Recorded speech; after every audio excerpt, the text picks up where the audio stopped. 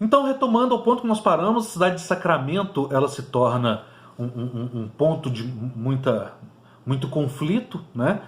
Os espanhóis, obviamente, não queriam os portugueses ali. E havia principalmente, para vocês tentarem, vamos ver se vocês conseguem visualizar, a cidade de Sacramento ela fica no sul do que hoje é o Uruguai. Tá?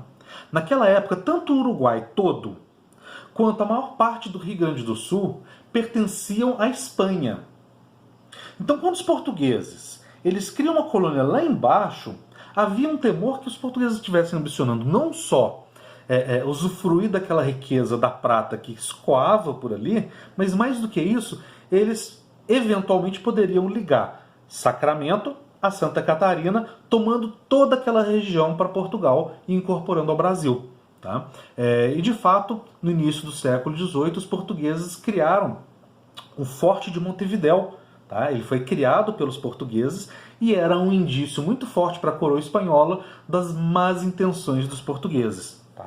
Então, a reação da Espanha imediata foi estimular colonos espanhóis a ocupar tanto a região do Uruguai, onde foi desenvolvida uma pecuária muito intensa, espanhola, tá? Quanto a região do Rio Grande do Sul, especialmente ali no oeste do Rio Grande do Sul, onde os jesuítas espanhóis foram estimulados a criar missões. Essas missões vão ser chamadas de 7 povos das missões. Tá? Então os espanhóis eles usam aquela estratégia de vão ocupar a terra para os portugueses não tomarem. Tá? Bom, chegamos em 1750, o Marquês de Pombal ainda não assumiu o governo de Dom José I. Tá? O governo português faz um acordo com o governo espanhol, esse acordo é muito importante, é chamado de Tratado de Madrid. Segundo o Tratado de Madrid, os portugueses oficialmente desistiam da colônia de Sacramento e entregavam Sacramento para os espanhóis. Em troca disso, os espanhóis, eles não só reconheciam todo o território na fronteira oeste, que os portugueses já haviam alcançado, então é usado um princípio jurídico romano chamado utis possedetis, a terra é de quem ocupa. Tá? Então, a partir desse princípio, é estabelecido um desenho, tá, de uma fronteira muito parecida com a nossa atual fronteira brasileira com os países latinos da América do Sul.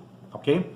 Bom, além disso, além dos espanhóis reconhecerem o direito de Portugal a essa região que extrapolava em muito o Tratado de Tordesilhas, os espanhóis eles cediam para os portugueses os 7 povos das missões. Tá? Então, a partir de agora, aquela região chamada 7 povos das missões, que pertencia aos jesuítas, vai pertencer a Portugal. E Portugal desiste de Sacramento. Bom, esse Tratado de Madrid não vai muito para frente, não vai dar certo. E não vai dar muito certo por alguns motivos. Primeiro motivo, os jesuítas e os índios que viviam em 7 povos das missões se recusam a sair. Tá? Então começa uma guerra entre jesuítas e índios de um lado, exército português e espanhol de outro lado, que é a Guerra Guaranítica. Tá? Uma guerra extremamente desproporcional, onde tanto jesuítas quanto indígenas vão ser massacrados num período de 3 anos. Bom, segundo motivo do Tratado de Madrid não ter dado certo. Os colonos brasileiros que viviam em Sacramento se recusam a se retirar e fazem lá em Sacramento uma revolta, menos intensa que a Guerra Guaranítica, mas igualmente problemática. Tá? Bom, o terceiro motivo é que em 1756 começa uma outra guerra lá na Europa entre Inglaterra e França. Na verdade, essa guerra ela se dá muito mais no Oceano Atlântico, é uma guerra naval, tá? Pela posse do Canadá. A guerra ficou conhecida como Guerra dos 7 Anos. Ela começa em 1756 e vai até 1763. Tá? Essa guerra traz repercussões não só na América do Norte, mas também na América do Sul.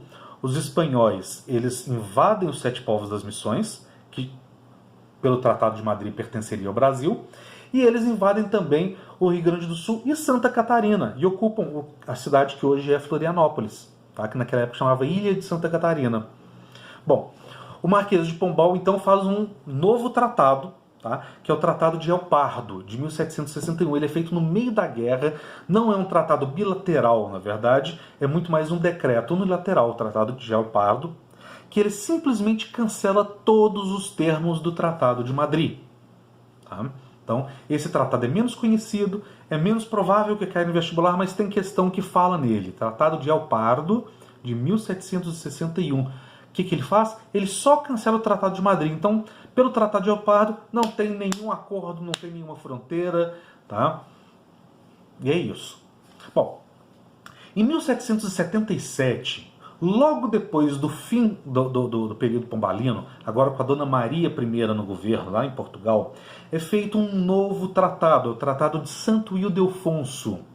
O Tratado de Santo Ildefonso define uma fronteira oeste muito semelhante do Tratado de Madrid. Tá? Então ele repete o Tratado de Madrid. Mas no sul as coisas mudam. Por que mudam? Porque agora no sul, Portugal tem menos autoridade para definir o que vai ser feito. Tá? Então, pelo Tratado de Santo Ildefonso, a Espanha fica com Sacramento, fica com os 7 povos das missões,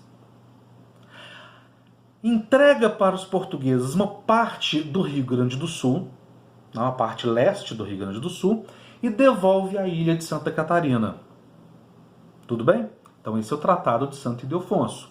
Os portugueses ficaram felizes com o tratado? Não, não ficaram, mas era o que dava para fazer. Tá? Então eles não têm nem 7 povos das missões, nem colônia de Sacramento. Bom, em 1801, olha essa data, 1801 é depois da Revolução Francesa. Lá na França, quem está no poder é o Napoleão. O Napoleão está em treta contra a Inglaterra. Então, de novo, França versus Inglaterra. E, de novo, a Espanha se une à França, agora a França de Napoleão, e começa uma guerra em função dessas ambições napoleônicas contra Portugal, porque Portugal insistia em manter sua aliança com a Inglaterra, que era inimiga de Napoleão. Então, começa uma guerra entre Portugal e Espanha, que fica conhecida como Guerra das Laranjas. Tá? A Guerra das Laranjas ela apresenta um cenário curioso. Por quê? Porque lá na Europa, Portugal perdeu para a Espanha. Mas aqui na América do Sul, os colonos portugueses ganham dos colonos espanhóis. Então aqui nós saímos vitoriosos. Tá? Consequentemente, aqui essa vitória sobre os espanhóis vai resultar num tratado favorável aos portugueses. Esse tratado foi assinado ainda em 1801, é o Tratado de Badajoz. O Tratado de Badajoz, ele basicamente retoma o Tratado de Madrid na íntegra. Então, 7 povos das missões é incorporado ao Brasil e vira uma parte do que hoje é o Rio Grande do Sul, tá? E a colônia de Sacramento fica definitivamente com os espanhóis. Tá? O Tratado de Badajoz, ele, portanto, encerra esse capítulo da definição das fronteiras territoriais brasileiras. Tá? E, na prática, ele é idêntico ao Tratado de Madrid. Tudo bem? Bom, então, com isso, a gente termina esse capítulo da interiorização da colonização. No nosso próximo encontro, no próximo bloco de aulas, a gente vai falar das revoltas coloniais. Primeiro, as revoltas chamadas nativistas e depois as emancipatórias. E aí a gente já parte para a independência do Brasil. Tudo bem? Então, foi bom estar com vocês. Espero vocês nos plantões, tá? Os plantões, eles não têm sido tão usados como deveriam. Estudem muito, aproveitem a quarentena, adiantem matéria, vai ter vestibular da UFO, tá? Não é para ficar à toa vendo Netflix não, tá? Pode ver Netflix, mas é só um pouquinho, beleza? Queridos, um beijo para vocês, cuidem da saúde, tá? Fiquem isolados em quarentena, não vamos dar chance para esse corona não, beleza? Então, até a próxima, tchau!